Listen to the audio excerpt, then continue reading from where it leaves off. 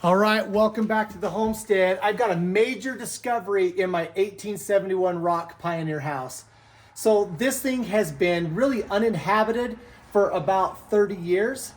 And for the restoration and the remodel I'm doing, I have to uncover crap. And so I might be a little slow to have discovered, but there is a more more original wood floor underneath this wood floor.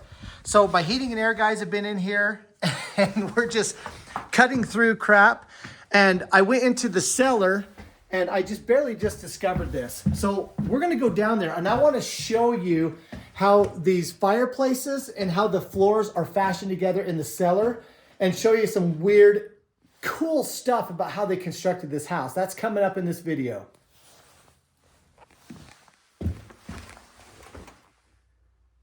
All right, so this is inside the cellar.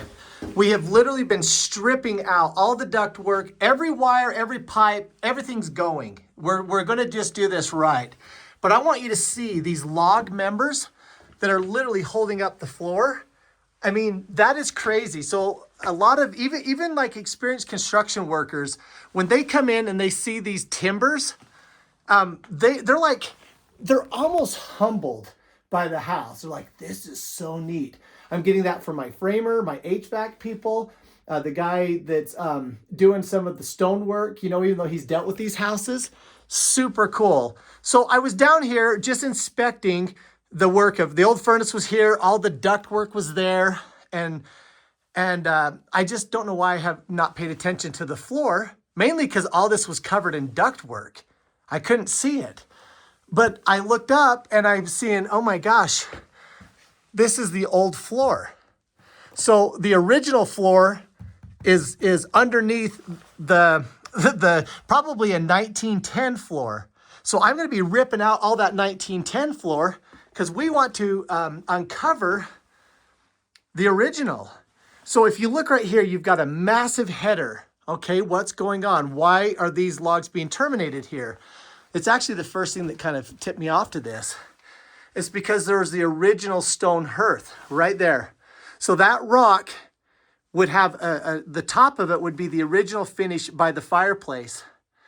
And it's not because it's been covered over by a layer of wood.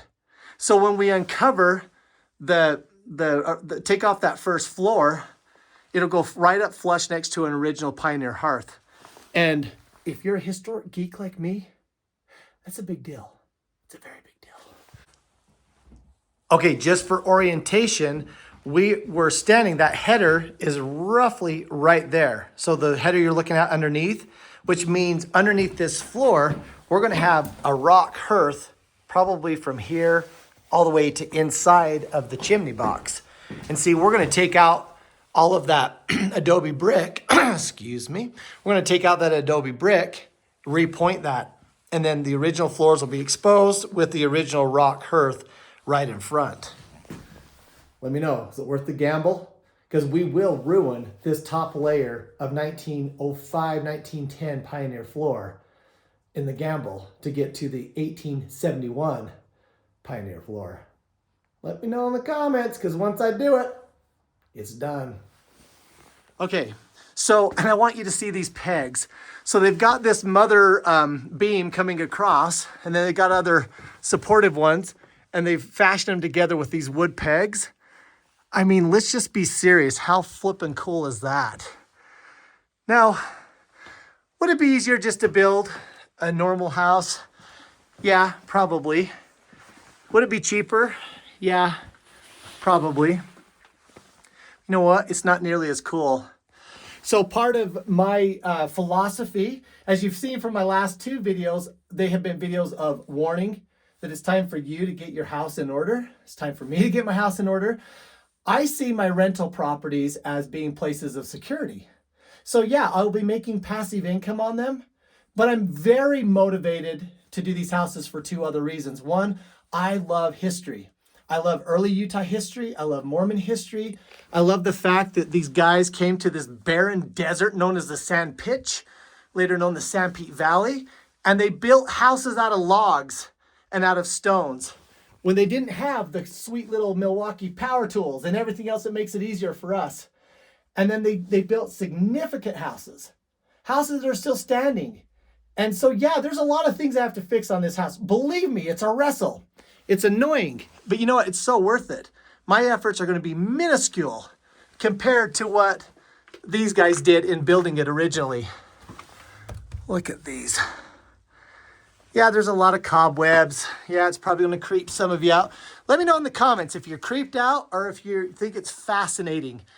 So these logs are just sitting on their rock walls.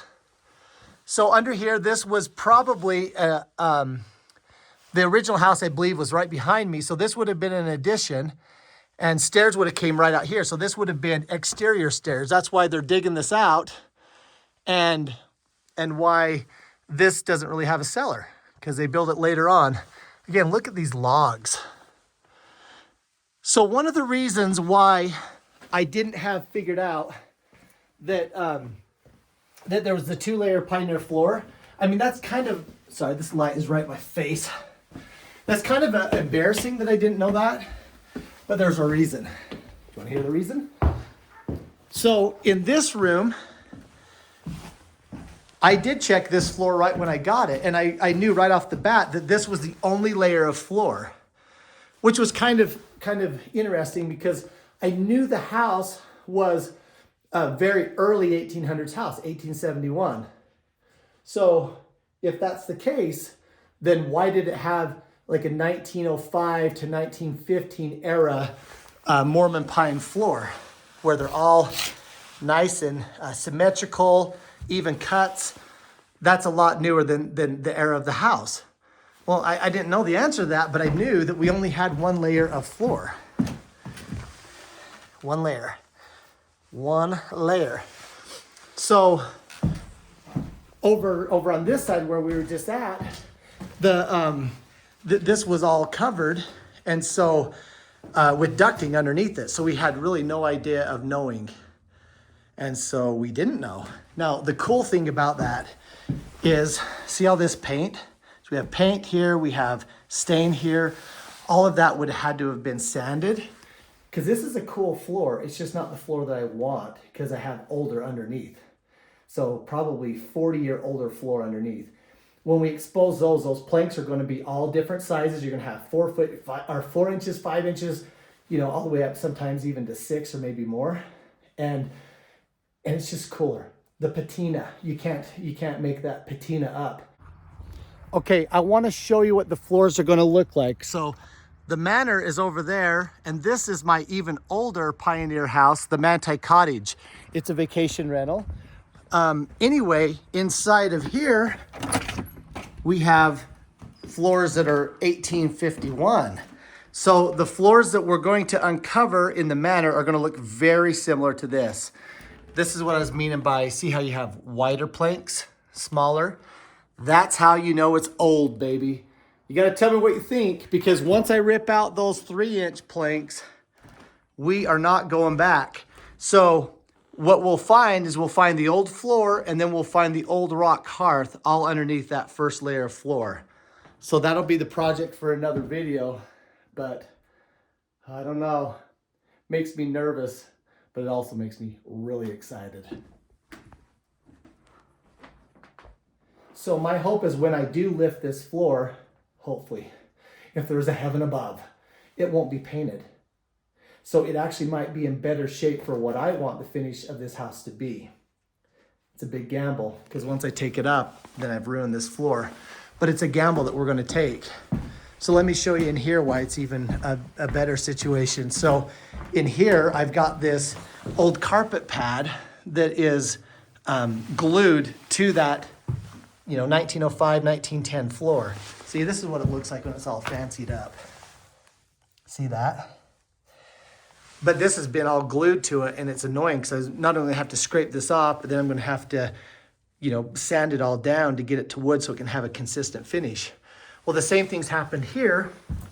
The rock hearth has been covered up because there's an actual second floor under this one as well. So this could save me 30 hours. Getting back to original floor, it saved me 30 hours. All right, that's a quick video. When I do that construction, I will put that on video for you. We're working on getting a mason, and we're gonna start repairing and restoring all the rock fireplaces. Like and subscribe, more of this coming up, and also more homestead content. Thanks for watching.